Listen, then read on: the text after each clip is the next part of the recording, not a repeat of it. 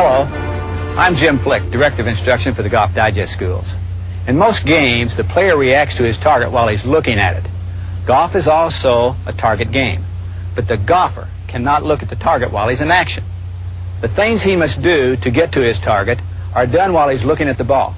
That's a big difference. Every phase of our Golf Digest School concept and program has been put together like good players play the game. That's feeling the swing and reacting to the target. Your game will improve dramatically if you will learn to react to the target. Remember, you see the ball, but your mind's eye relates to the target.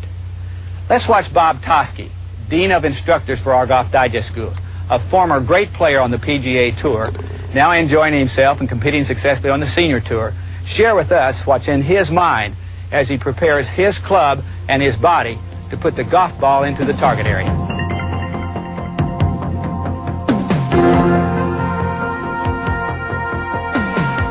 The target on the green is only the size of a mason jar. You've got to set the target in your mind, determine the direction, and how far you've got to go. Getting the ball to roll the right distance will be determined by solid contact and the speed and the length of your stroke.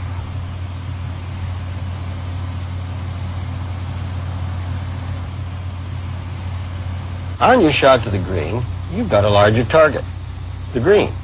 You have to define that target and set it in your mind's eye. You want the ball to fly in a predetermined manner by controlling the club face through proper hand and arm control.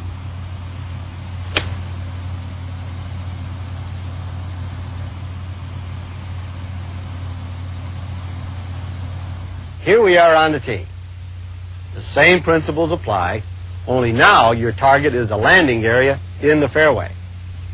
Here's my recipe for helping you reach that landing area.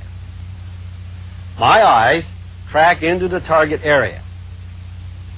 That allows me to aim my club face. Now I prepare my stance using my target line. I adjust my stance for desired ball position and weight distribution. I'll use the target line again to guide the path of my golf swing. You've seen me hit two different kinds of shots, each requiring a different angle of approach into the back of the ball. With the putter, I wanted to make contact with the bottom of my swing arc.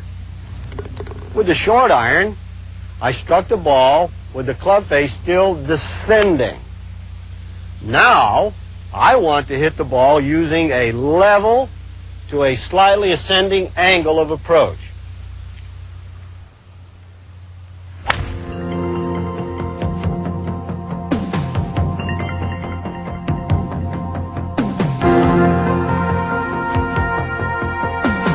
The number one word in a golfer's mind prior to swinging the golf club should be simply the word swing.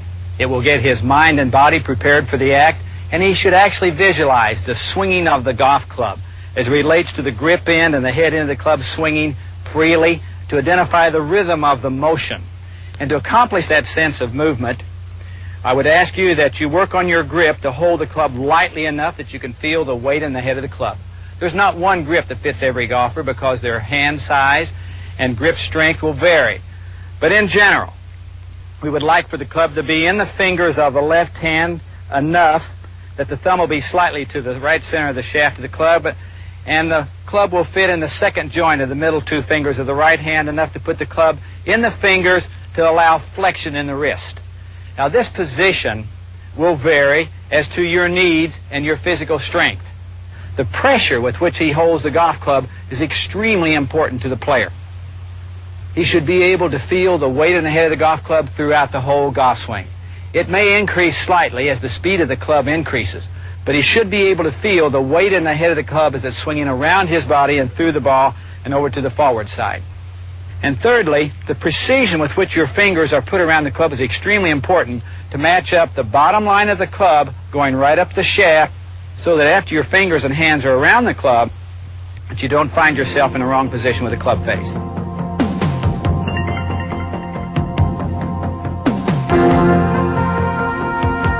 I'd like to define the responsibility of the hands, wrists, and forearms as they swing the golf club. The hands basically will cock,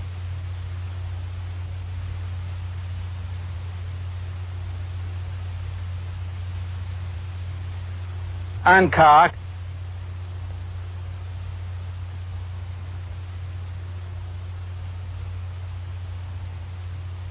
and recock.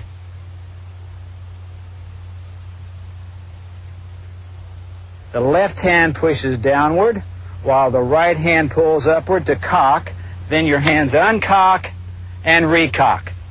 Your wrists give you the flexibility to allow that to happen. And now let's discuss what the forearms do. Much as if you were putting your arms in front of you to shake hands with the ball, your right arm will fold as your arms swing backward and allow your thumbs to go into an upward position. Swing down and face the ball with the thumbs, so to speak, and over on the forward swing, allowing your arms to rotate and swing freely from side to side. And that by itself is not a particularly impressive move. I hit a 6-iron something like 160 yards, and those two little tapping actions only gave about 25 yards apiece, but when we tie them together, isn't it interesting that they're going to produce about 40% of the distance of my normal 6-iron. You will feel as you swing back, your right elbow will fold while your hands are cocking. You'll feel your hands uncock and recock, squaring the club face, and you'll feel your left elbow fold on the forward swing. So it's cocking and swinging, and you can strike your golf ball considerable distance with minimum effort. That's what is the heartbeat of the golf swing, helping you sense the feeling of the weight in the head of the club as it swings in and around and down and through your golf ball. Again, the purpose of your hands, wrists, and forearms is to create speed through flexibility and motion and to square the club face. There's a couple little drills that we use at the schools that are interesting to develop more sensitivity and feel. And one is to put a T in the end of the shaft. Grip down on your club so you can comfortably feel the weight in the head of the club. Then swing the club back just far enough that your wrist cock puts the grip into the shaft, pointing to the ball. Swinging down, and then again pointing the T on the forward swing side back to the position the ball was setting on the tee. One more time. The T to re-tee drill might very well be your number one drill to identify sensitivity for the swinging of the club. To square the club face up, get maximum speed, and that brings an interesting point. Most of the people wanting distance relate to power and effort. No, distance comes from club head speed and center face contacts. You don't need a lot of effort. You need the flexibility and freedom to swing the golf club. Another drill that we use that looks hard but really is kind of fun and isn't so very difficult is the chair drill. It emphasizes the use of your hands. And I need a 3-wood. I would suggest a 3-wood to start with. Sit on the right front corner of the chair. Feel as though you're reaching slightly for your golf ball and you can almost hide your right leg. Choke down on your club just a little bit and pretend you're driving your car. You're going to strap yourself with your seat harness in so that you can't jump around. And now my hands, wrists, and forearms are merely going to swing the club around and behind me and strike my golf ball a fairly good distance with minimal amount of effort. Hold the club light enough that you can feel the weight in the head of the club. Let it swing and find the golf ball. I'm still facing the tee, which indicates a maximum amount of hands, wrists, and forearms in swinging the head of the golf club.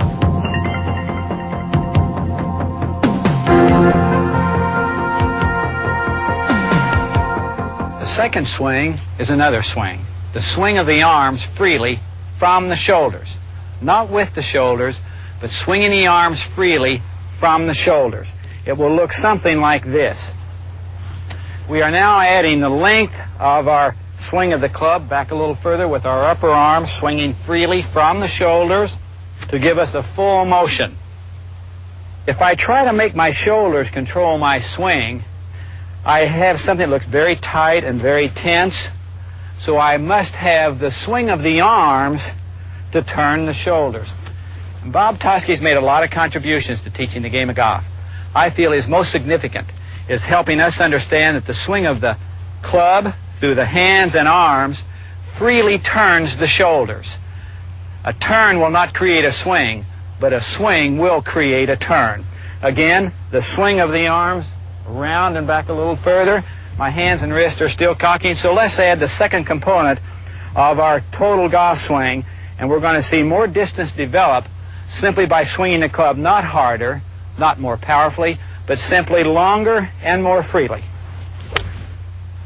So I've added another 60 yards or so to my swing, and now that 6-iron's going about 120 yards with simply the first two components of my swing being the swinging of the club head through my hands, wrists, and forearms, now transporting the swing back and around my body further to give more freedom in the motion. And now I will have my arms swinging 180 degrees almost, going back, and now through 180 approximately, but my shoulders are only turning 90. My body turns, but it's in response to the swing. The purpose of the second swing is for transportation of my hands, wrists, and forearms, and to give my motion a sense of rhythm and freedom. We have a couple drills, as you might imagine, to help you develop better feel for what your arms and hands are doing. And as I was hitting some of those shots with my feet almost together, I will try to do that again. And as I do that, the body effort is diminished, but the swinging effort is increased as my hands and arms swing. For those of you that tend to slice the ball because your shoulders will not allow your arms to swing freely and go right on past you with the club head releasing and squaring up, we have a drill we call back to target. Measure out and take your regular starting position, locate your left shoulder as your fulcrum point, then turn backwards. You still want to sense and feel the club swinging in your regular path behind you and down and strike the ball over your finish. So I've got to make the same swing as I would in my regular position, feeling the club swing freely up with my hands and arms, down, through, and over, letting the club release and go right on past me. The purpose of this drill is to get the feeling that your arms and hands are swinging the club down without your body interfering and turning past the ball first, which tends to make the grip end get way ahead of the club head and slice your ball to the right. I still must sense the swinging action of the club in its normal path, in its normal position, as the club swings and goes past me very freely with my first two components. I'll lace this one for you.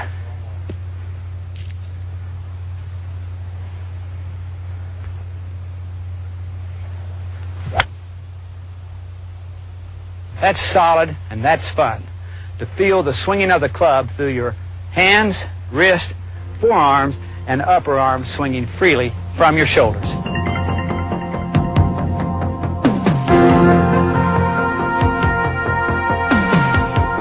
We are now ready to add the third component to our swing, and that is the pivot, the movement of the feet, the legs, and the torso to support the two swings.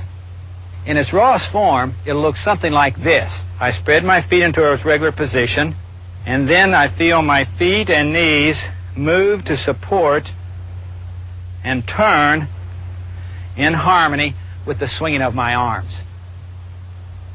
When I watch a really good player, what I see is the body turns in harmony with the swinging of the club. They can sense how fast they should move their body related to what the club is doing.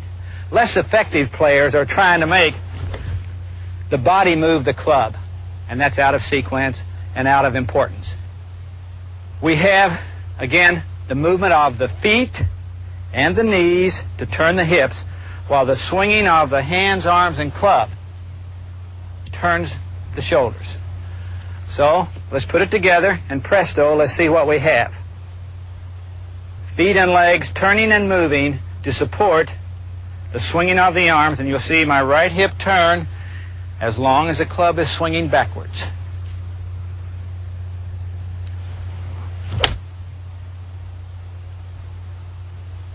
That allows my arms to stay very flexible and to feel the club as it swings. Again, the pivot gives us about 20% of the distance we hit our golf ball. The pivot is very important, but for the purpose of support and give assistance to the two swings. Again, it will look like so. My feet, legs, and hips turn to support the swinging of the club and my arms. And a little more definition about how the parts of the body move to pivot. We would see on the backswing that the lead foot would roll inward, the heel coming upward, as the knee points to the right of the ball and backwards, while the right hip is turning out of the way. Then the forward swing, the feet will go to the ground again, the weight will move to the outside of the left foot, to the inside of the right foot, and our knees will shift our weight forward and our hip will turn around us to support the swinging of our arms in the right swing path on the forward swing. Again, the feet and knees would like to turn the hips to give you a lot of agility and freedom. The hands and arms would like to swing to turn the shoulders. Then those parts can be synchronized to help you feel the swinging of the golf club. Again, the purpose of the pivot is one of weight shift and support so your arms and hands can stay flexible enough to give you speed and solid ball club contact. We have some drills that will help you develop efficiency in your pivot. The first we use is a step-in drill. Ask you to tee your ball slightly off the ground. Take your regular starting position. Then you will move your left foot to your right foot, the club in front of your eyes. If you leave the club behind the ball, your shoulders will get too open and throw you out of position. Then you swing and turn freely to the top, then step back as a baseball swing, then feel your arms swing.